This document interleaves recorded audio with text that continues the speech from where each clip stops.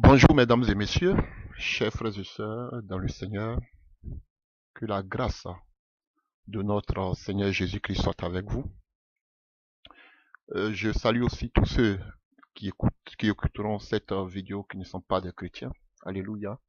Je voudrais vous dire que Jésus-Christ vous aime. Alléluia. Et qu'il est vraiment important que vous lui donniez votre vie pour que vous soyez sauvés. Chers frères et sœurs, je voudrais en ce jour encore vous saluer dans le nom puissant de notre Sauveur et Seigneur Jésus-Christ de Nazareth. Je bénis le Seigneur pour le souffle de vie qu'il nous donne et je bénis le Seigneur, celui qui nous fortifie, alléluia, dans tout, ces combats que nous traversons. Alléluia. Il est juste et bon, ce Dieu, il est fidèle. Aujourd'hui, nous voulons parler d'un sujet vraiment, je dirais à la fois, un sujet édifiant et très controversé dans l'église de Dieu, dans le milieu chrétien. Alléluia.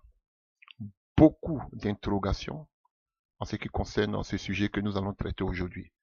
C'est un sujet très vaste. J'aurais voulu le faire et je le ferai Dieu voulant lorsque lorsqu'on va parler vraiment de la pratique. Chers frères et sœurs, mais aujourd'hui, Dieu me met à cœur de déjà parler de ce thème, chers frères et sœurs. Beaucoup de serviteurs de Dieu, beaucoup d'enfants de Dieu, de véritables, n'ont plus le temps, mais je ne sais pas si c'est fait exprès, mais regardez-les tous là. On ne parle plus du ministère. On ne parle plus des dons spirituels. On ne parle plus de la véritable, authentique délivrance. Chers frères et sœurs, on ne parle plus des dons authentiques. Non. Au contraire, on vous parlera de la bénédiction. Dieu va te bénir. Dieu va t'élever. On va vous donner toutes les clés, tous les principes pour que vous soyez bénis. Mais aujourd'hui, pour que nous puissions embrasser la mission, la vision que Dieu nous donne dans ces derniers temps, peu de personnes encouragent, aujourd'hui parlent du ministère, parlent de qu'on appelle de la vision, chers frères et sœurs, qui est d'aller jusqu'aux extrémités de la terre, faire des disciples. Et aujourd'hui, je voudrais parler avec vous d'un thème très enrichant, c'est intitulé recevoir le Saint-Esprit, le baptême du Saint-Esprit et l'onction. Je répète, recevoir le Saint-Esprit, le baptême du Saint-Esprit et l'onction. Chers frères et sœurs, c'est un vaste thème que je ne vous dis pas que nous allons parler de ce thème-là, alléluia, jusqu'à la fin. Mais je vais essayer vraiment de raccourcir, d'être bref, mais consistant, chers frères et sœurs. Beaucoup de questions, alléluia, en ce qui concerne le Saint-Esprit. D'autant vous diront que lorsque tu es converti, tu es en même temps baptisé du Saint-Esprit. D'autres vous diront que, comme on appelle, tu dois être d'abord baptisé du Saint-Esprit. D'autres vous diront que le baptême du Saint-Esprit, c'est en même temps la conversion. D'autres vous diront que le parler en langue est le signe visible du baptême dans le Saint-Esprit. Alléluia. D'autres vous diront que, alléluia, que le baptême du Saint-Esprit, c'est vivre constamment et continuellement sa vie en Christ en s'appuyant sur Galates 5. Alléluia. Et qui parle des fruits de l'Esprit. Alléluia. Galates 5, verset 22. Alléluia. Donc, quand on parle du baptême du Saint-Esprit, on fait allusion, alléluia, aux fruits de l'Esprit. D'autres vous diront que, alléluia, quand vous prenez Acte 8, on voit que c'était Jean et Pierre qui sont allés prier pour les Samaritains pour qu'ils puissent recevoir le Saint-Esprit. Parce que c'était eux qui avaient reçu la clé, alléluia, du Seigneur Jésus-Christ. Donc, c'était à eux seulement de prier, alléluia, pour des personnes non converties pour pouvoir recevoir le Saint-Esprit. De nos temps, ce n'est plus d'actualité. Alléluia. D'autant vous diront aussi que, alléluia, que le livre des Actes des Apôtres, c'est a été utilisé comme un livre doctrinal pour parler de la puissance du Saint-Esprit. Que ce livre n'est plus d'actualité. Pourquoi? Parce que ce livre était une transition entre l'ancienne et la nouvelle alliance. Donc, on ne peut pas s'appuyer sur les expériences particulières des apôtres comme étant, alléluia, qu'on appelle une norme pour toute l'histoire de l'Église de Jésus-Christ. Alléluia. Donc pour eux, on ne peut pas se baser seulement sur le livre des Actes des Apôtres pour dire que tout ce qui s'est passé dans le livre des Apôtres aussi doit s'appliquer à l'Église. Alléluia. Alors que Éphésiens 2, verset 20 nous dit que nous avons été édifiés sur le fondement des apôtres. Mais ils disent non, on ne peut pas prendre l'exemple seulement du livre des Actes des Apôtres. Non. Alléluia. Vous voyez, il y a tellement d'interrogations qui se posent. Alléluia. Et d'autant aussi vous dirons en 1 Corinthiens 12, alléluia, que nous allons lire, que nous avons été baptisés tous en Christ, nous avons été baptisés dans un même esprit. Donc ici, ils vous diront que, alléluia, nous sommes tous baptisés du Saint-Esprit. D'autres encore diront que nous sommes tous remplis du Saint-Esprit. D'autres encore diront que nous avons tous reçu l'onction de Dieu. Alléluia. Vous voyez? Donc il y a tellement de confusion. Alléluia. Que il est important que nous puissions nous asseoir et vraiment éclairer certains frères, certaines sœurs. C'est vraiment important. Alléluia. Et pourquoi il y a ce problème aujourd'hui dans l'église? Et nous le voyons dans le livre des Actes des Apôtres 19. Alléluia. Nous avons commencé, parce qu'on n'a pas assez de temps. On va aller en même temps directement. Nous allons aller dans le livre des Actes des Apôtres. Ça va vous faire beaucoup de bien, beaucoup de questions que les gens se posent. Acte 19, Actes des Apôtres 19. Que dit la parole ici? Alléluia. Pendant qu'Apollos était à Corinthe, Paul, après avoir parcouru les hautes provinces de l'Asie, arrive à Éphèse. Ayant rencontré quelques disciples, il leur dit, avez-vous reçu le Saint-Esprit quand vous avez cru? Il répondit, nous n'avons même pas entendu dire qu'il y a un Saint-Esprit. Vous voyez, chers frères et sœurs, voici une histoire. Voilà. On nous parle de Paul. Vous savez, il y a 3 bons passages qui nous parlent des personnes qui ont été baptisées du Saint-Esprit. On va voir déjà en acte 2 avec les disciples de Jésus qui étaient des Israélites, pour la plupart des gens de Galilée, alléluia, qui ont reçu la puissance de Dieu. On va voir aussi tout à l'heure en acte 10 avec Corneille, qui étaient des Romains, qui étaient des non-croyants, qui ont reçu aussi la puissance de Dieu. Et là, on voit en acte 19, on voit les gens, des personnes de la loi, les disciples de Jean-Baptiste, parce que vous savez que la loi est arrivée jusqu'à Jean-Baptiste, donc c'était des gens qui étaient sous la loi. Alléluia, les disciples de Jean-Baptiste, aussi qui reçoivent la puissance de Dieu. Donc voici 3 genres de personnes qui avaient reçu la puissance de Dieu. Mais nous en reviendrons. Ici, ce qui me préoccupe, alléluia, Paul leur demande, est-ce que vous avez reçu le Saint-Esprit quand vous avez cru? Alléluia. Ils disent non. Pourquoi? Parce qu'ils n'avaient jamais entendu parler du Saint-Esprit. Et voici le véritable problème, la véritable question qui se pose aujourd'hui à l'église. Beaucoup sont dans l'ignorance. Pourquoi? Parce qu'ils n'ont jamais entendu parler du Saint-Esprit. Et pourquoi ils n'ont pas entendu? Parce que personne ne leur parle du Saint-Esprit. Et pourquoi on ne leur parle pas du Saint-Esprit? Parce que beaucoup sont ignorants de ce que c'est que le Saint-Esprit. Ah oui, frère. Beaucoup se sont autoproclamés comme étant, qui n'ont jamais été appelés par Dieu. Ils sont allés dans des écoles théologiques, alléluia, qui a pour socle, qu'on appelle la philosophie grecque. Alléluia. Voilà. Qui vient d'Athènes, quand vous prenez même déjà le nom Athènes, qui vient d'Athéna, qui était la déesse de la philosophie. Alléluia. Donc vous voyez, ces gens-là ont été formatés par par cette philosophie grecque, alléluia. Et beaucoup sortent aujourd'hui, ils se disent pasteurs. D'autres n'ont même pas été choisis par Dieu. On a vu que Jésus même a pris le temps d'appeler ses serviteurs. Bon, beaucoup aujourd'hui n'ont pas été appelés par Dieu. Donc, alléluia, ils n'ont aucune connaissance des choses du royaume céleste. Donc, du coup, ils ne peuvent pas donner ce qu'eux-mêmes ils ne connaissent pas. Donc, il y a un problème dans l'église, chers frères et sœurs. Et il est important que nous puissions enseigner ce genre de choses. Vous allez voir beaucoup d'exemples aujourd'hui qui vont vous faire beaucoup de bien. Donc, chers frères et sœurs, ici, ils avaient un problème qu'ils n'avaient jamais entendu parler du Saint-Esprit. Aujourd'hui, regardez, beaucoup ne parlent pas aujourd'hui du Saint-Esprit. Et tellement même qu'on ne parle pas du Saint-Esprit, aujourd'hui, on va voir des gens même qui ont bien commencé, aujourd'hui, qui vont venir vous parler maintenant d'une autre forme. Alléluia. Du monde spirituel qu'ils appellent le surnaturel. Le mot surnaturel n'est pas mauvais, mais qui vont vous parler du voyage astral. Qui est la pure sorcellerie. Et j'ai dit que quelqu'un qui fait le voyage astral, il meurt, il n'est pas sauvé. Pourquoi? Parce qu'on n'enseigne pas sur ce genre de choses. Alléluia. Frère, Joël 2, verset 28, nous commençons en même temps, directement. Après ça, je répondrai de mon esprit, si tout cher, vos filles et vos filles prophétiseront, vos vieillards auront des songes et vos jeunes gens des visions. Même si les serviteurs et si les servantes, dans ces jours-là, je répondrai de mon esprit. Alléluia. Et je ferai paraître des produits dans les cieux et sur la terre. Alléluia. Donc, on a une première mention de l'œuvre que Dieu devait accomplir dans les derniers temps. Alléluia. Que Dieu devait répandre de son esprit sur tout cher, sur tous ceux qui ont cru. Alléluia. Au nom de Jésus-Christ de Nazareth.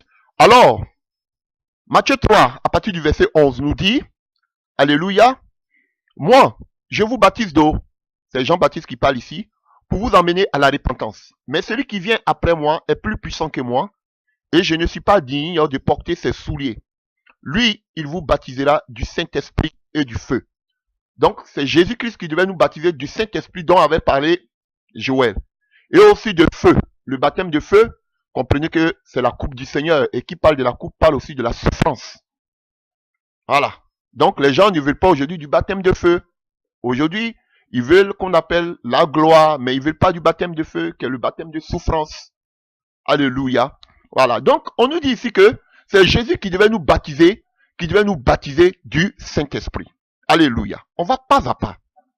Et quand nous prenons Jean 7 à partir du verset 37, le dernier jour, le grand jour de la fête, Jésus s'étendant debout s'écria, si quelqu'un a soif, qu'il vienne à moi et qu'il boive. Celui qui croit en moi, des fleuves d'eau vive couleront de son sein, comme dit l'Écriture. Il dit cela de l'Esprit que devaient recevoir ceux qui croiraient en lui, car le Saint-Esprit n'avait pas encore été donné parce que Jésus n'avait pas encore été glorifié. Donc ici encore, on nous dit que pour qu'on puisse recevoir le Saint-Esprit, il fallait que d'abord Jésus-Christ soit quoi? Glorifié, mort et ressuscité.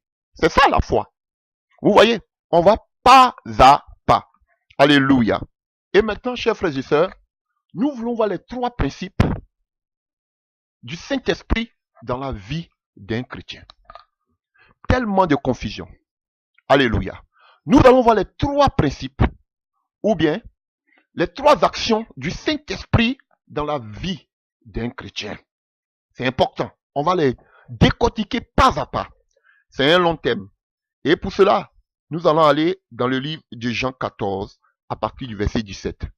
Jean 14, à partir du verset 17.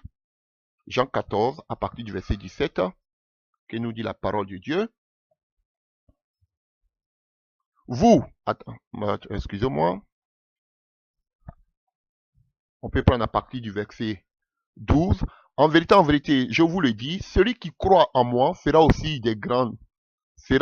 les œuvres que je fais. Et il en fera de plus grandes parce que je m'en vais à mon Père. Et tout ce que vous demanderez à mon nom, je le ferai, afin que le Père soit glorifié dans le Fils. Si vous demandez quelque chose à mon nom, je le ferai. Si vous m'aimez, gardez mes commandements, et moi je prierai le Père, et il vous donnera un autre consolateur, afin qu'il demeure éternellement avec vous. Vous voyez déjà, voici un premier aspect du Saint-Esprit. Le Saint-Esprit demeure avec nous. Alléluia. N'oubliez pas. Il demeure avec vous et il sera en vous. On nous dit deux choses ici. L'Esprit de Dieu sera avec nous et il sera en nous. Ne l'oubliez pas, chers frères et sœurs, très important.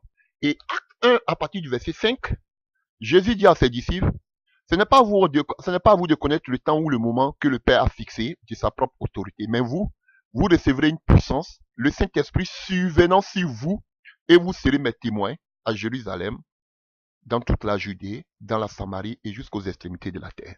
Donc, on a trois aspects, chers frères et sœurs, comme je le disais, ou mes trois actions, alléluia, du Saint-Esprit. c'est que le Saint-Esprit, la première des choses, il est en nous. Alléluia. La deuxième des choses, il est avec nous. Et la troisième des choses, il vient sur nous. C'est important de le savoir, chers frères et sœurs. Alléluia. Et lorsque le Saint-Esprit est en nous, alléluia, là, on parle, parce que beaucoup vont vous dire que, et qu'on appelle recevoir le Saint-Esprit, c'est, alléluia, le baptême dans le Saint-Esprit. C'est archi faux. On va le voir par A plus B. Alléluia. Donc, le premier aspect, c'est-à-dire que lorsque l'Esprit de Dieu est en nous, on parle de la nouvelle naissance ou bien de la régénération. Nous allons parler de cela. Alléluia. La présence de Dieu vient en nous. Alléluia. Lorsque nous nous convertissons, nous passons par les eaux du baptême. Alléluia. Et la première chose qui se passe dans la vie du chrétien, c'est la nouvelle naissance. Alléluia. Nous expérimentons la présence de Dieu en nous. Et la deuxième chose qui arrive, automatiquement, alléluia, on passe par ce qu'on appelle le baptême dans le Saint-Esprit. Tout ça, je vais expliquer. Alléluia. Qui est aussi la plénitude du Saint-Esprit ou bien être rempli du Saint-Esprit. C'est une autre étape. Donc, frère, tu peux être né de nouveau sans expérimenter la plénitude du Saint-Esprit, le baptême dans le Saint-Esprit. Et il y a une autre étape qu'on appelle l'onction du Saint-Esprit. Tout ça, on va expliquer. Donc, cher frère, tu peux être baptisé dans le... Tu peux, qu'on appelle naître de nouveau, sans être rempli du Saint-Esprit, sans aussi avoir l'onction. Alléluia. Et c'est de tout ça que nous voulons parler. Parce que beaucoup disent que lorsque nous sommes baptisés dans un seul esprit, nous sommes en même temps baptisés du Saint-Esprit, nous avons tous l'onction. On va fermer la bouche à ces personnes aujourd'hui. Alors, prenons le passage sur lequel ils s'appuient. 1 Corinthiens 12 à partir du verset 13. 1 Corinthiens 12 à partir du verset 13. On peut aller même à partir du verset 12. Car, comme le corps est un et a plusieurs membres, et comme tous les membres du corps, malgré leur nombre, ne forment qu'un seul corps, ainsi en est-il de Christ. Nous avons tous, en effet, été baptisés dans un seul esprit, pour former un seul corps, soit juif, soit grec, soit esclave, soit libre, et nous avons tous été abreuvés d'un seul esprit. Vous voyez? Donc, en s'appuyant sur ce passage, il vous dit que nous avons tous été baptisés dans le Saint-Esprit, ce qui est faux. Et nous continuons, à partir du verset 29, ils disent, tous sont-ils apôtres? Non, évidemment. Tous sont-ils prophètes? Non. Tous sont-ils docteurs? Non. Tous ont-ils le don des miracles? Non. Tous ont-ils le don des guérisons? Non. Tous parlent-ils en langue? Non. Tous interprètent-ils? Non. Et il nous dit, aspirez aux dons les meilleurs. Alléluia. Vous voyez? Et quand vous voyez tout cela, je vais commencer d'abord par ce que je viens de lire maintenant, à partir du verset 29. Vous voyez, quand vous voyez tout cela, vous êtes tous docteurs, vous êtes tous apôtres. Alléluia. Ce sont les dons ministériels. Ce sont les dons de l'église. Et quand vous allez prendre, alléluia, Éphésiens 4, on nous dit pour le perfectionnement et l'édification du corps de Christ. Donc, on parle ici de l'église. Parce que quand vous allez voir le don d'interprétation des langues, et vous allez voir, il parle de la diversité des langues. Il ne parle pas, il ne s'adresse pas à une personne. Et on sait que la diversité des langues, regardez partout où on a eu la diversité des langues, regardez Acte 2, avec les apôtres, Acte 10, avec, comment on appelle aussi le don de l'esprit, dont Paul et Pierre pouvaient dire, alléluia, pouvons-nous nous refuser l'eau du baptême à ceux qui ont reçu le même don que nous? Alléluia. Parce que le parler en langue, d'abord, tout c'est un signe. Alléluia. Parce que quoi? Voici les signes en acte 16 qui accompagneront ceux qui auront cru à mon nom. À mon nom, vous imposerez les mains aux malades, ils seront guéris. À mon nom, vous chasserez les démons, vous chasserez les démons. À mon nom, vous allez saisir des serpents, boire des breuvages mortels. Alléluia. Cela ne vous arrivera rien. Dans d'autres versions, on parlait des signes, des miracles, des signes miraculeux qui accompagneront ceux qui auront cru. La question que je voudrais vous poser automatiquement, Est-ce que tout chrétien peut chasser un démon? Répondez-moi.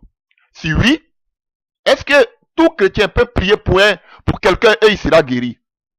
Évidemment oui. Alors, mais pourquoi vous n'acceptez pas que tous les chrétiens puissent parler en langue? Parce que ce sont les signes des miracles qui accompagneront ceux qui auront cru. Et si tu as cru en Jésus-Christ, c'est que tu as le pouvoir de devenir enfant de Dieu. Chers frères et sœurs. Et la première option qui est la nouvelle naissance, on va le voir tout à l'heure, te fait intégrer dans la famille de Dieu. Tu deviens chrétien automatiquement, à part entière. Et à part entière, si vous voulez, tu es incorporé dans le corps du Christ à partir de la nouvelle naissance. Donc, chers frères et sœurs, tous ceux qui ont cru, voici les signes des miracles qui les accompagneront. Donc, vous pouvez chasser des démons, vous pouvez prier pour les malades, ils vont guérir. Mais pourquoi tout le monde ne peut pas parler si tout le monde a cru? Pourquoi on ne peut pas tous parler en langue? Puisque Paul même dit, si quelqu'un vient dans l'assemblée et que vous parlez tous en langue, donc Paul ne dit pas qu'on ne peut pas parler tous en langue. Mais s'il n'y a pas d'interprétation, alors qu'on sait que l'interprétation, frère, ça n'arrive pas quand toi seul tu es dans ta chambre. Paul dit, je parle en langue plus que vous tous, lorsqu'il est seul. Pas quand il est dans l'assemblée. Donc quand il est seul, il n'a pas besoin d'interprétation. Parce que c'est un mystère, des mystères qu'il adresse à Dieu. Mais lorsqu'on parle d'un don d'interprétation, chers frères et sœurs, c'est que ça qu'on appelle, on parle d'une assemblée. Voilà. On parle ici d'une assemblée. J'arrive tout à l'heure au premier passage que nous avons lu. On parle d'une assemblée. Partout, vous allez voir le don d'interprétation. On va le voir tout à l'heure en 1 Corinthiens 14. On parle d'une assemblée. Et vous voyez qu'on parle, tous parlent en langue. Vous allez voir la langue là, il y a S à la fin. On parle de la diversité des langues. Comme vous allez le voir, alléluia, dans 1 Corinthiens 12, on parle pas qu'on appelle de parler en langue, mais on parle de la diversité des langues. Pourquoi? Pour l'édification du corps de Christ. Et ça, on parle, vous voyez la diversité des langues, on parle toujours d'un groupe. C'est-à-dire, des langues diverses qui sont accordées à plusieurs personnes en même temps à la fin d'un groupe. Et on le voit dans le livre des Actes des Apôtres, selon que l'Esprit de Dieu leur donnait de parler. Acte 2, le jour de la Pentecôte. Alléluia. Et vous le verrez aussi avec qui? Avec Corneille, Acte 10. Vous allez voir qu'ils parlaient tous en langue, diverses langues. Alléluia. C'est ça la diversité des langues. Dans une assemblée. Alors que quelqu'un qui parle personnellement, comme moi je parle personnellement la langue à la maison, j'ai pas besoin d'interpréter. Mais quand c'est dans l'assemblée, on a besoin d'interprétation. Acte 19, les gens d'Éphèse que nous avons lus. Alléluia, ils ont commencé à parler diverses langues.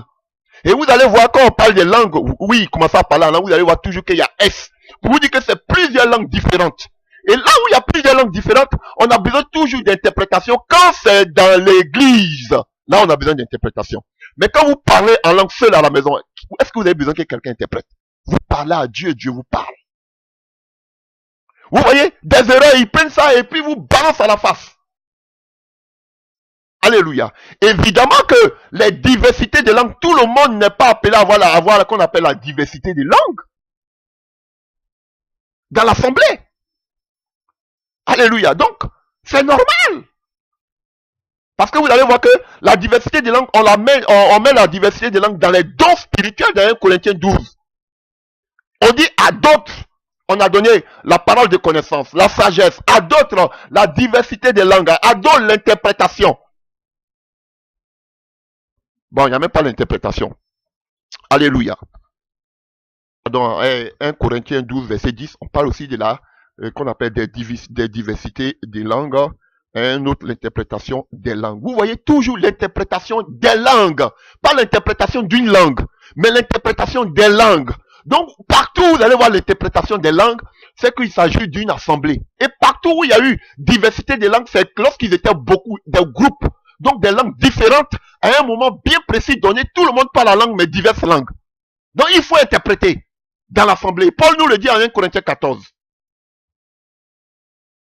Alléluia. Nous en reviendrons.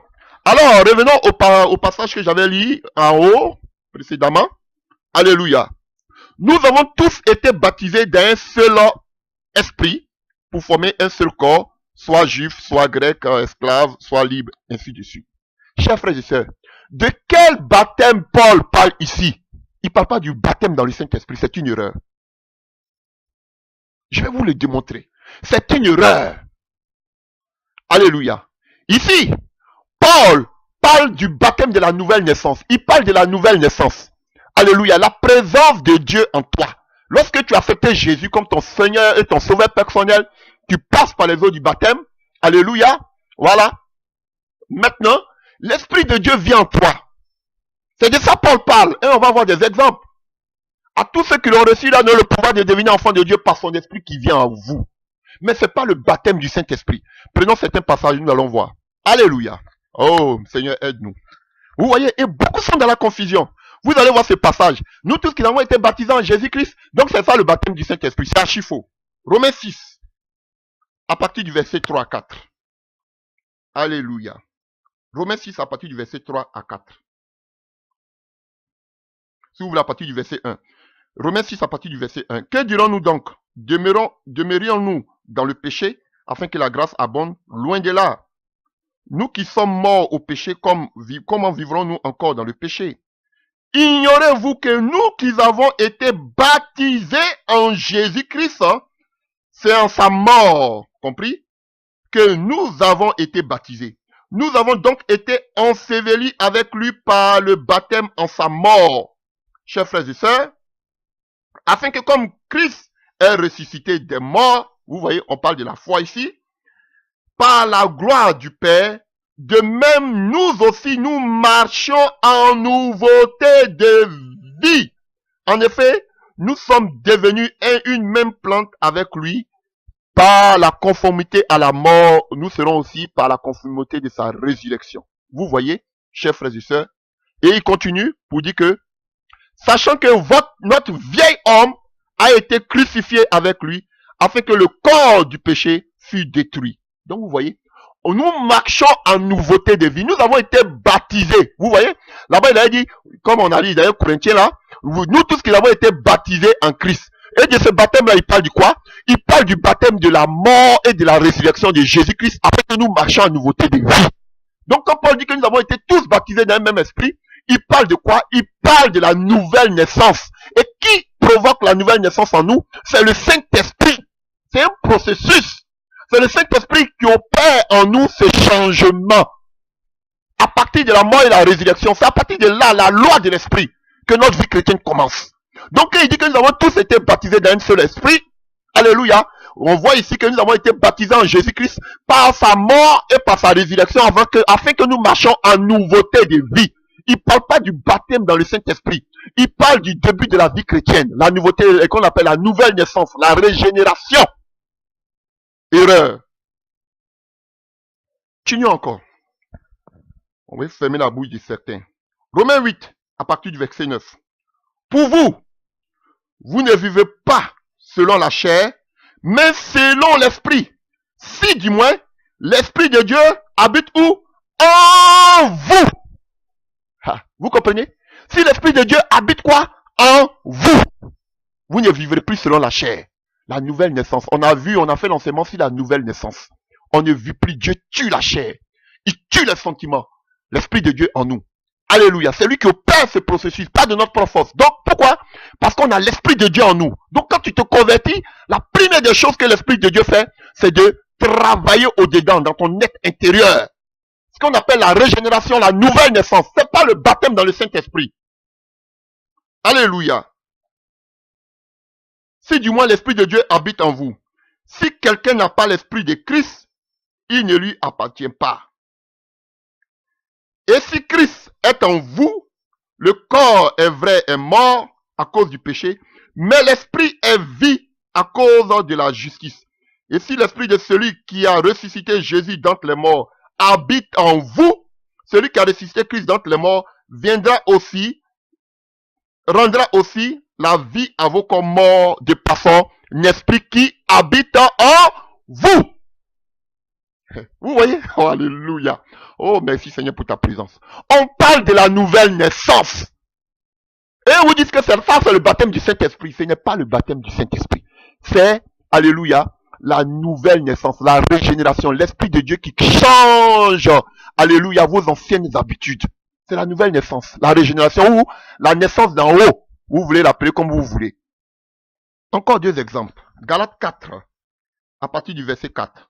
Lorsque les temps ont été accomplis, Dieu a envoyé son Fils, né d'une femme, né sous la loi, afin qu'il rachètât ceux qui étaient sous la loi, afin que nous reçussions l'adoption. Et parce que vous êtes fils, Dieu a envoyé dans vos cœurs l'esprit de son Fils, lequel crie Abba, Père, Abba, cher Père. Ainsi tu n'es plus esclave, mais fils.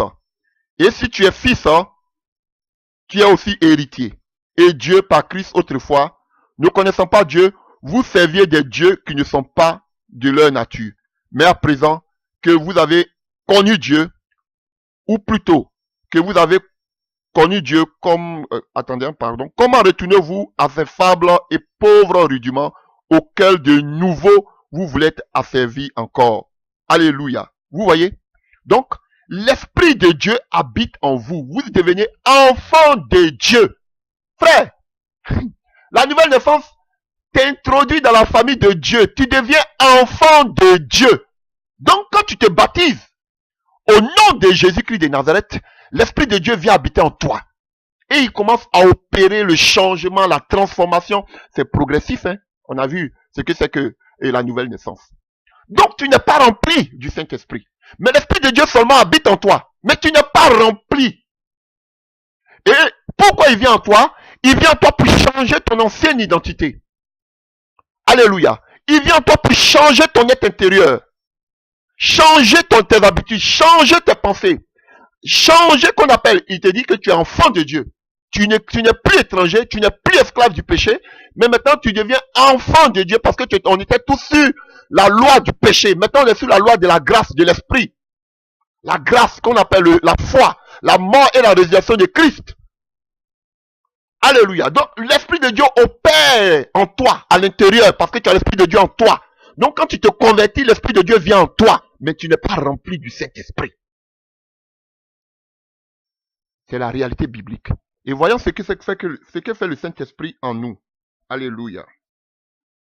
Colossiens 2, à partir du verset 11. On prend à partir du verset 9. Car en lui habite corporellement toute la plénitude de la divinité. Vous avez tout pleinement en lui, qui est le chef de toute domination et de toute autorité. Et c'est lui que vous avez été, excusez-moi, tout est souligné ici. Voilà pourquoi je suis en train de tâtonner là. Alléluia. Et c'est en lui que vous avez été circoncis d'une circoncision que la main n'a pas faite. Donc, c'est pas la main qui le fait.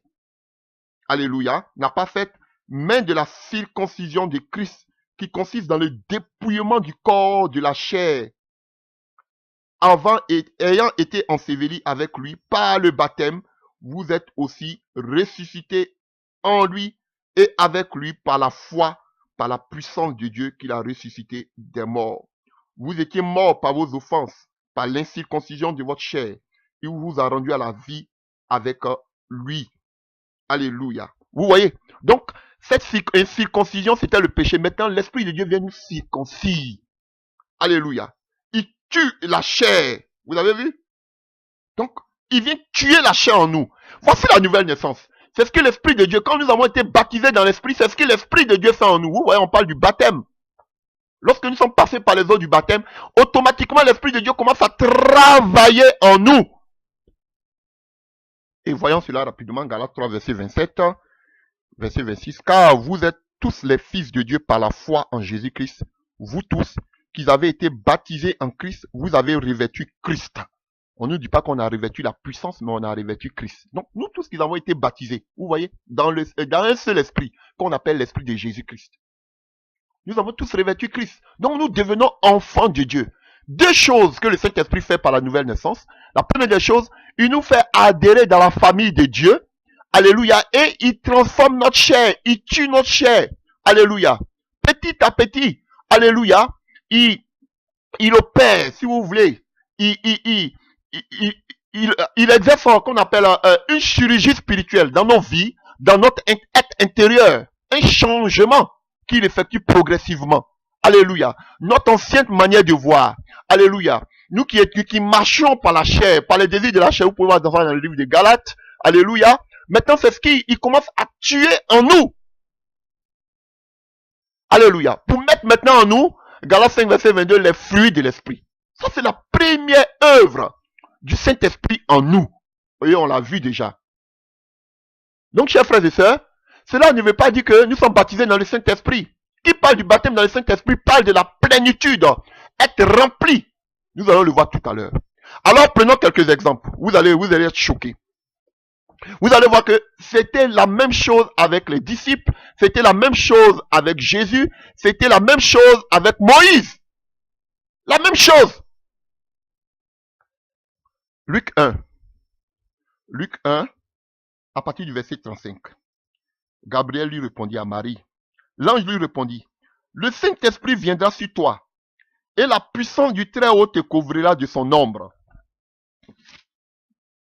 C'est pourquoi le Saint-Enfant qui naîtra de toi sera appelé Fils de Dieu. Fils de Dieu. Vous voyez, frère, voici la parfaite démonstration. Le Saint-Esprit vient sur Marie, à cause de Jésus qui est dans son sein, et il dit quoi? L'enfant qui naîtra de toi sera appelé Fils de Dieu. C'est pareil pour tous les chrétiens. Quand tu passes par les eaux du baptême, chers frères et sœurs, l'Esprit de Dieu vient en toi. Vous voyez, c'était à l'intérieur de Marie. C'est ça le Saint-Esprit, la nouvelle naissance, la régénération. Cela se fait à l'intérieur de nous. Alléluia. Et ça s'est passé à l'intérieur de Marie. J'espère que je ne suis pas grossier, excusez-moi. Ça s'est passé dans le sein de Marie, à l'intérieur. Alléluia. Et vous voyez, on nous dit que l'enfant qui naîtra, la nouvelle naissance. Et on dit quoi? Cet enfant qui va naître sera appelé quoi? Fils du Très-Haut. Donc, quand nous passons par les eaux du baptême au nom de Jésus-Christ de Nazareth, chers frères et sœurs, automatiquement l'Esprit de Dieu vient en nous. Et c'est ce qu'on appelle la nouvelle naissance. Et automatiquement, nous devenons les fils du Dieu très haut. Comme nous avons vu en Galates. Maintenant, nous ne sommes plus esclaves. Maintenant, nous sommes enfants et héritiers. Nous sommes les fils de Dieu. Voici l'exemple. Voici l'exemple, chef. Ça, c'est la première chose qui s'est passée, produite dans la vie de Jésus. Quand l'esprit, on va avoir plusieurs exemples avec Jésus. Mais la première chose qui s'est produite avec Jésus, c'est la nouvelle naissance. L'Esprit de Dieu descend sur lui pendant qu'il est dans le sein de Marie. Une œuvre intérieure se passe. Voici la nouvelle naissance. Et cela, la Bible dit, il naît. Comme nous sommes régénérés de la nouvelle naissance. Et automatiquement, il sera appelé fils de Dieu. De la même manière, quand nous passons par la nouvelle naissance, nous devenons des enfants de Dieu. Mais ça ne veut pas dire que Jésus était rempli là où il était. Ha, frère, Jésus n'était pas encore rempli. Bon, il est Dieu. Je parle de Jésus 100% homme. On va voir à quel moment Jésus était rempli. Alléluia. Donc, il est devenu enfant de Dieu à partir de la nouvelle naissance. Alléluia. Voyons quelque chose. En Jean 20, à partir du verset 22, c'est Jésus, après la résurrection, il vient au milieu des disciples. À partir du verset 21, Jean 20, verset 21, que la paix soit avec vous, leur dit-il de nouveau. Comme mon Père m'a envoyé, moi aussi je vous envoie. Après avoir dit cela, il souffla sur eux, et il continua. Recevez l'Esprit Saint. Ceux à qui vous remettrez leurs péchés en seront effectivement tenus quitte, ou bien ceux à qui vous allez pardonner leurs péchés seront pardonnés. Et ceux que vous les retiendrez en resteront aussi chargés. Alléluia. Vous voyez, Jésus souffle sur eux. Il a dit, recevez l'Esprit. Mais l'Esprit que Jésus a dit, ça va la Pentecôte, où le Seigneur dit en Acte 1, verset 5, que vous allez recevoir la puissance. Non, ça c'est avant ça. Vous voyez, il souffle sur eux, et il parle de quoi? De leurs péchés. Ceux à qui vous allez pardonner, leurs péchés seront pardonnés. Ceux à qui vous n'allez pas pardonner, ils ne seront pas pardonnés. Il ne dit pas l'Esprit que j'ai mis sur vous là, c'est pour aller chasser les démons. Non, non, non, non, non. Il parle plutôt du péché. Alléluia. Et n'oublions pas que les disciples étaient enfermés à double tour. Et c'est à l'intérieur que Jésus vient. Parce qu'ils avaient peur. Et quand Jésus vient, la première des choses qu'il donne, il dit que la paix soit avec vous. Fruit de l'esprit. Parce qu'ils avaient peur. Donc Jésus voulait travailler les êtres intérieurs. Alléluia. Et ici, L'acte que Jésus pose, alléluia, rappelle quoi? Le souffle de Dieu lors de la création de l'être humain qu'on voit en Genèse 2, verset 7. Et l'acte que Jésus-Christ annonce ici, il parle d'une création nouvelle. Alléluia. Que recevront, qu'on appelle tous les disciples là, alléluia, à partir de sa résurrection, pour le pardon des péchés. Donc, chers frères et sœurs, si vous voulez, on peut lire rapidement, si vous voulez, Genèse 2, verset 7. Que nous dit la parole en Genèse 2, verset 7? L'Éternel Dieu façonna l'homme avec de la poussière du sol. Il lui insouffla. C'est le même mot. Jésus et Dieu insouffla dans les narines le souffle de vie à l'homme qui devient un être vivant. C'est le même mot, roua, alléluia, en hébreu, alléluia, et pneuma là-bas, de l'autre côté, en grec, alléluia. Donc, le souffle, alléluia, de vie, et l'homme devient un être vivant. Donc, chers frères et sœurs, donc, Dieu façonna. Vous avez compris? Alléluia. Il a façonné l'homme. Pourquoi? Par l'Esprit de Dieu. Et à partir de là, l'homme est devenu un être vivant. Donc, nous étions des animaux. Excusez-nous. Alléluia. Donc, Dieu a façonné l'homme par qu'on appelle par l'Esprit. Et nous devenons des êtres vivants. Donc, on était comme des animaux, on était dans le péché, on était égarés. Mais par l'Esprit de Dieu qui rentre en nous, dans notre narine, dans notre vie, maintenant nous devenons des êtres vivants. Nous sommes appelés fils du Très-Haut. Voici la nouvelle naissance. La régénération. Donc les apôtres, Jésus a soufflé sur eux pour parler de nouvelle naissance. Ils devaient naître de nouveau. C'était pas être rempli pour aller accomplir la mission. Cela, on va le voir plus tard en Acte 1, verset 5. Sinon ici, c'est pour qu'ils naissent de nouveau. Je vous explique pourquoi. Parce que vous voyez ici, Dieu dit que l'Éternel Dieu façonna l'homme. Vous voyez, on parle de façonner. C'est ça, la nouvelle naissance. L'homme avec de la poussière du sol et lui insouffla dans les narines le souffle de vie. Et l'homme devient un être vivant. Chers frères et sœurs, vous voyez? Et vous allez voir plus tard que Dieu va demander à l'homme de cultiver la terre. Alléluia. Pourquoi? Parce que quand on parle ici de ce mot-là, alléluia, la terre, ça vient de Adama. Adama, dont est sorti le nom en hébreu Adama, dont est sorti le nom Adam. Donc, on était comme des animaux, on était liés à la terre. Vous comprenez? Donc, on était liés à la terre. Donc, pour qu'on soit séparé des choses de la terre, alléluia, il fallait quoi? Que l'Esprit de Dieu vienne en nous maintenant pour que nous puissions être régénérés pour expérimenter ce que c'est que la naissance d'en haut. Parce qu'on était liés à la terre par le nom d'Adam qui dérive du mot sol, la terre, Adama, en hébreu. Donc, on avait besoin d'être façonné, régénéré. Et cela a été possible grâce à quoi? Au souffle de Dieu qui est entré dans notre narine, qui opère en nous ce qu'on appelle le changement. Il nous façonne. C'est la nouvelle naissance, la régénération. Et tu ne peux pas arriver à la deuxième étape que le baptême dans le Saint-Esprit si d'abord, alléluia, tu n'es pas, alléluia, régénéré. Alléluia. On va voir l'exemple, alléluia, de Acte 19 avec d'autres personnes qui étaient sous la loi, mais qui ont reçu le baptême du Saint-Esprit. On en parlera. Alléluia. Mais la première des choses, chers frères et sœurs, tu dois être baptisé au nom de Jésus-Christ de Nazareth. Donc c'est ce que je voudrais vous dire. Et on a l'exemple aussi de qu'on appelle, nous avons l'exemple de Moïse. Et on peut voir aussi avec le cas de qu'on appelle, de Moïse. En Exode 3, à partir du verset 11. En ce temps-là, Moïse, devenu grand, se rendit vers ses frères et fit témoin de leurs pénibles travaux. Il vit un Égyptien qui frappait un Hébreu d'entre ses frères. Il regarda de côté et de l'autre, et voyant qu'il n'y avait personne, il tua l'Égyptien et le cacha dans le sable. Il sortit le jour suivant, et voici deux Hébreux qui se querellaient. Il dit à celui qui avait tort, pourquoi frappes-tu ton prochain? Et cet homme répondit, qui t'a établi chef et juge sur nous? Vous voyez, pendant combien d'années Moïse voyait tout cela? Il voyait comment on maltraitait le peuple d'Israël, les Hébreux. Mais la Bible dit devenir grand, il ne pouvait plus supporter cela parce que l'Esprit de Dieu a commencé à travailler en lui.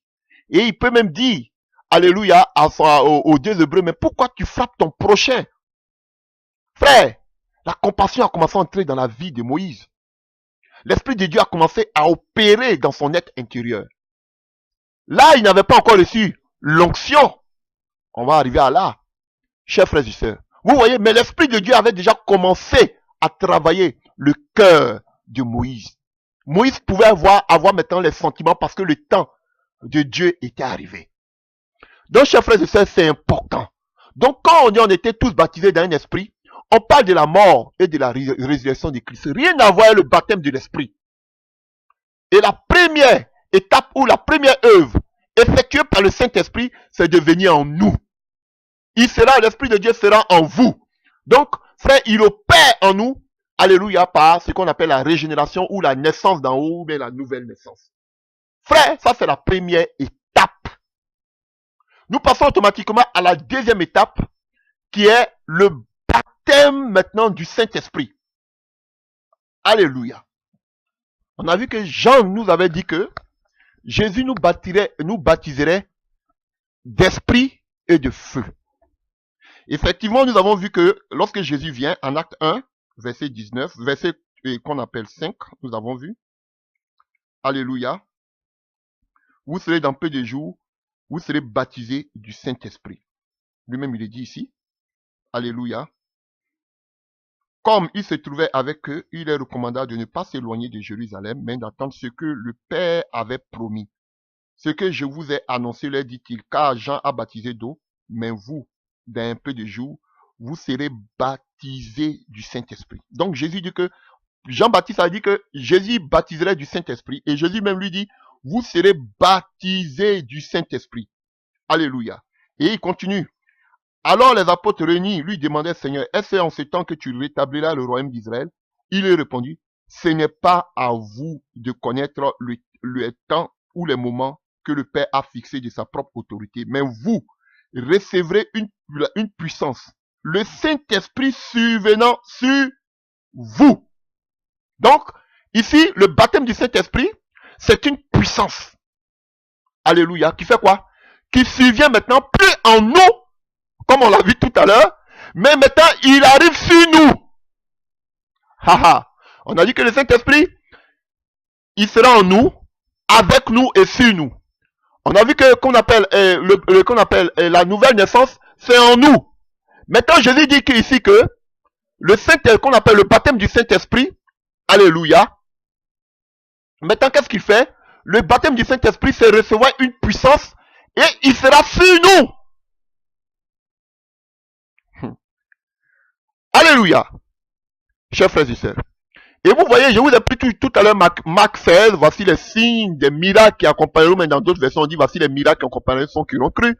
Vous savez pourquoi Jésus utilise ici, vous imposerez les mains aux malades, ils seront guéris, vous allez chasser les démons à mon nom, breuvage mortel, ok? Et puis qu'on appelle, vous imposerez les mains aux malades, ils seront guéris. Pourquoi? Parce que ce sont des choses, ce sont des dons qu'on n'a pas vus dans l'Ancien Testament. Ah oui? Pourquoi Jésus n'a pas dit que vous allez prophétiser? Parce que déjà sous la loi, les gens prophétisaient. Alléluia. Mais la guérison, vous imposerez aux mains, aux malades. Élisée n'a pas imposé les mains à qu'on appelle à Naaman pour qu'il soit guéri. Ni Esaïe à Ézéchias pour qu'il soit guéri. Fallait qu'il y ait, va te jeter dans l'eau, ou bien il lui prenait des figues pour qu'il soit guéri. Alléluia. Mais il a dit expressément, vous imposerez les mains aux malades, ce qui ne se faisait pas dans l'Ancien Testament. Ou mais sous la loi. Vous n'avez pas vu sous la loi qu'on pourrait chasser des démons. Alléluia. Et Paul va nous parler du mystère qui était pour l'église, qu'on appelle le parler en langue. Ce sont des choses qui étaient destinées seulement que pour l'église. Alléluia. Alléluia. Et vous allez voir que lorsqu'on parle de la puissance du baptême du Saint-Esprit, chers frères et sœurs, partout où on parle, partout où les passages qui en parlent, on parle de, ils étaient remplis, on parle de la plénitude. On a dépassé maintenant l'aspect qu'on appelle de la nouvelle naissance. On parle maintenant de la plénitude. Chers frères et sœurs, il y a beaucoup qui sont restés seulement qu'à l'étape. Chers frères et sœurs, à l'étape de la nouvelle naissance. Ah oui, chers frères et sœurs. Beaucoup sont restés à l'étape de la nouvelle naissance. Et beaucoup disent que, alléluia, le baptême dans le Saint-Esprit, c'est le fruit, c'est la nouvelle naissance. C'est archi faux. On va le voir. On va voir que depuis même l'Ancien Testament, chaque fois où vous allez voir, parce que dans l'Ancien Testament, les gens étaient remplis aussi de la puissance de Dieu. C'était pas continuer comme nous aujourd'hui. Ça se faisait pour une action bien précise et après, l'Esprit se retirait. Mais ils étaient quand même remplis, la parole le dit. Chers frères et sœurs, et vous allez voir que chaque fois qu'on disait que quelqu'un était rempli, il y avait une manifestation visible qui se faisait voir. Ah oui, c'est la vérité, on va le constater dans la parole qu'est la lumière. Partout où on disait que quelqu'un était rempli de la puissance de Dieu, il y a quelque chose de visible qu'on voyait ou on entendait. C'est biblique. Rien à voir avec les fruits de l'esprit. Les fruits de l'esprit, c'est intérieur. Tu vas voir si aujourd'hui, tu es rempli de la puissance de Dieu. Si tu es dans la plénitude. Alléluia. Donc, chers frères et sœurs, le baptême du Saint-Esprit, alléluia, comment je peux le dire? On parle, déjà, quand on parle du baptême, hein, c'est immerger, plonger, si on veut voir de façon étymologique, hein, en grec, alléluia. Donc, c'est plonger, baptême, le baptisé, baptiso, baptême. Donc, c'est plonger. Donc, on peut appeler aussi, alléluia, le baptême du Saint-Esprit, alléluia, le fait que nous soyons aussi, qu'on appelle, immergés dans le Saint-Esprit. Plongés dans le Saint-Esprit. Alléluia. Voilà. Une immersion spirituelle, une immersion. Nous sommes plongés de notre être entier dans la puissance de Dieu. Et nous voyons cela, alléluia, ce que je suis en train d'expliquer. Nous le voyons, attendez, excusez-moi, dans le livre d'Ézéchiel que nous allons lire. Vous connaissez cette histoire, Ézéchiel 47, alléluia. On nous parle qu'on appelle du Torah. Ézéchiel, vous pouvez lire personnellement à la maison, Ézéchiel 47, à partir du verset 3, je prends. Lorsque l'homme s'avança vers l'Orient, il y avait dans la main un cordeau et il mesura 1000 coudées et il me fit traverser l'eau et j'avais de l'eau à mes chevilles. Il mesura encore 1000 coudées et me fit traverser l'eau et j'avais de l'eau encore aux genoux. Il me mesura encore 1000 coudées et me fit traverser et j'avais de l'eau jusqu'à mes reins. Il mesura encore 1000 coudées et c'était un torrent que je ne pouvais traverser, car l'eau était si profonde qu'il fallait y nager. C'était un torrent qu'on ne pouvait traverser. Donc vous voyez, il nous montre l'aspect déjà. Ici, quand on parle de l'eau, chers frères et sœurs, alléluia, ici, c'est l'image du Saint-Esprit qui suscite la vie nouvelle. Vous avez vu ce torrent-là, comment il a amené la vie, alléluia, mais il disait quoi? Que l'eau arrivait où? À ses chevilles. Frère, voici ce que c'est que la nouvelle naissance. Après, ça va arriver à ses genoux. Voici ce qu'on appelle le baptême dans le Saint-Esprit. Et après, ça arrivait où encore? Permettez que je lise. Alléluia. À ses reins. Alléluia. L'onction. Et après maintenant, cette onction a tellement dégagé que, alléluia, il fallait nager. Voici le processus, vous voyez. Et cette eau-là a amené la santé, a amené la vie. Nous allons voir ce que c'est que l'onction tout à l'heure. Alléluia. On va parler de l'onction. Alléluia. Une mauvaise interprétation aussi de l'onction, chers frères et sœurs. Donc vous voyez, voici une image de ce que nous sommes en train d'expliquer, les 3 étapes du Saint-Esprit. Alléluia. Donc voyons un peu dans l'Ancien Testament, je vous ai dit tantôt que lorsque quelqu'un recevait, Jésus a dit, l'Esprit souvenant sur vous. Lorsque l'Esprit de Dieu venait sur quelqu'un, effectivement, on voyait une manifestation extérieure.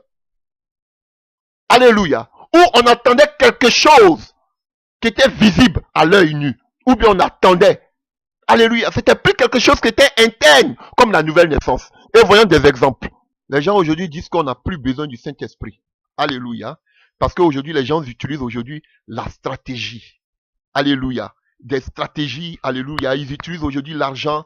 Ils utilisent aujourd'hui l'intelligence. Parce que quand j'étais à l'école théologique, on vous disait qu'on n'avait pas besoin, le Saint-Esprit, on n'en a pas besoin. Seulement, alléluia, on sait que Dieu a besoin d'une seule chose. Dieu veut qu'on gagne des âmes pour le ciel. C'est ce qu'ils disent dans l'école théologique. Donc, si tu n'as pas besoin du Saint-Esprit aujourd'hui, on peut faire des stratégies aujourd'hui pour pouvoir gagner des hommes à Christ. Et puis, c'est tout. Mes frères, vous ne pouvez rien faire, comme le Seigneur dit, vous ne pouvez rien faire sans moi. Sans l'Esprit de Dieu, vous ne pouvez rien faire. Et on voit aujourd'hui l'état de vos églises. Vos églises sont mortes. Sans l'Esprit de Dieu, vous ne pouvez rien faire. Vous voulez prendre la place de Dieu parce que vous vous croyez intelligent. Sans l'Esprit de Dieu, on ne peut rien faire. Et beaucoup de ces soins dirigeants, pasteurs, révérends, aujourd'hui, beaucoup n'ont pas fait cette expérience du baptême dans le Saint-Esprit. Donc frère, ils ne peuvent pas communiquer quelque chose qu'ils n'ont pas. Voilà pourquoi ils disent aujourd'hui, c'est les fruits de l'esprit. Non, ça n'a rien à voir. C'est une expérience, frère. C'est une expérience que vous devez vivre. Et on verra tout à l'heure pourquoi le baptême du Saint-Esprit est important. On verra aussi par quel signe on peut reconnaître aujourd'hui que quelqu'un est baptisé dans le Saint-Esprit aujourd'hui. Alléluia. Voilà. Mais ça ne veut pas dire que, par exemple, ouvre une parenthèse rapidement, que parce qu'on parle la langue, on est plus spirituel, ou bien ceux qui ne parlent pas la langue sont lésés, ils sont complexés, parce que ceux qui parlent la langue se croient plus spirituels. C'est archi faux. Frère, regardez-moi là, s'il vous plaît. En acte 10 là, chez Corneille, ceux qui ont commencé à parler en langue, un exemple là, est-ce que frère, ils étaient chrétiens? Ils n'étaient pas chrétiens, ils étaient disposés. Ils n'avaient même pas reçu le baptême d'eau. Alléluia. Ils n'avaient même pas encore reçu le baptême d'eau, mais ils étaient tellement disposés que l'Esprit de Dieu est descendu sur eux, ils furent remplis. Qu'est-ce qu'ils connaissaient de la foi? Ils ne connaissaient rien. Donc ça ne veut pas dire que celui qui parle la langue est plus spirituel. C'est pas parce que quelqu'un crie qui définit qu'il est vraiment spirituel, il a avancé avec le Seigneur. C'est archi faux. Les disciples de Jean-Baptiste en acte 19, ils n'ont jamais entendu parler du Saint-Esprit. Donc ça veut dire qu'ils n'étaient même pas des chrétiens. Mais ils étaient disposés. Ils voulaient. Ils suivaient Jean-Baptiste parce qu'ils pensaient qu'ils étaient dans la vérité. Mais et quand le Saint-Esprit encore, ils ont su qu'il y avait un Saint-Esprit, ils étaient encore plus disposés. Allez, le miracle s'est effectué. Et quand je vais prendre acte 8, on nous dit que quand, et qu'on appelle Simon le magicien a vu que le Saint-Esprit était donné par l'imposition des mains, lui aussi il voulait avoir ce pouvoir. Comment il a su que le Saint-Esprit était donné par qu'on appelle l'imposition des mains? C'est parce qu'il a vu quelque chose se produire, ou bien il a entendu quelque chose se produire. S'il n'y avait pas de manifestation, il n'allait jamais savoir que le Saint-Esprit était donné par les mains. Frère, c'est la réalité biblique. On va le voir avec Jésus, on va le voir avec les disciples. On va le voir même avec Moïse. Partout où les gens sont remplis, il y a toujours une manifestation extérieure qui se fait voir, qui se fait entendre. On va le voir tout à l'heure. Voyons d'abord par rapport à l'Ancien Testament. Alléluia. Donc, chers frères et sœurs, on peut définir comme ça le baptême du Saint-Esprit comme étant, le baptême du Saint-Esprit est accordé, alléluia. Et on peut dire que le Saint-Esprit, alléluia, le baptême du Saint-Esprit, c'est lorsque le Saint-Esprit descend sur quelqu'un, sur tous ceux qui ont cru. Alléluia. Alléluia. Et puis, il est rempli. Donc, le Saint-Esprit descend, comme on a vu tout à l'heure, l'Esprit qui vient sur vous, le Saint-Esprit descend sur vous, il est rempli. Frère, alléluia. Alors que qu'on appelle la nouvelle naissance, c'est une simple présence du Saint-Esprit en toi. Mais le baptême du Saint-Esprit, alléluia, c'est la plénitude. Dieu te remplit. Donc si tu es au niveau des choses qu'on appelle du baptême, qu'on appelle de la nouvelle naissance, tu n'es pas rempli, tu n'as pas la plénitude. C'est la vérité biblique. Et quand on est rempli, ça déborde, le vase déborde. Vous avez vu comme Ézéchiel, il est obligé de nager, ça déborde, on ne peut plus. Donc quand ça déborde, automatiquement il y a quelque chose qui se fait entendre, il y a quelque chose qui se fait voir. C'est ça la plénitude, c'est ça le baptême dans le Saint-Esprit. On est immergé, on est plongé, notre corps tout entier. Donc, si tu ne sais pas nager, tu vas te noyer. Parce que l'eau rentre de partout, n'est-ce pas? C'est ça, alors que l'eau, c'est l'eau, c'est l'image du Saint-Esprit. Donc quand le Saint-Esprit rentre partout en toi, frère, tu peux plus, tu es dégagé, tu es noyé spirituellement. Et quelque chose fait, quand on se noie, qu'est-ce qu'on fait? On commence à crier, oh alléluia. On secoue, on commence à crier quand on se noie, n'est-ce pas? Parce que l'eau rentre partout. On commence à boire de l'eau. Donc quand le Saint-Esprit te remplit, tu es obligé de crier, de crier, de crier. Frère, c'est comme un bébé. La première des choses, quand on est né de nouveau, quand un bébé naît, il est né de nouveau, la première des choses qu'il fait maintenant, quand il y a le baptême, le souffle maintenant rentre en lui, qu'est-ce qu'il fait? La première des choses, il commence à crier. Quelque chose se fait entendre. Quand un enfant ne crie pas, on dit, il y a un problème. C'est comme ça, beaucoup de chrétiens sont des bébés qui ne crient pas. Ils sont seulement dans quoi qu'on appelle la nouvelle naissance. Mais tu dois entrer maintenant dans le baptême du Saint-Esprit et tu dois commencer à crier. On va le voir l'exemple.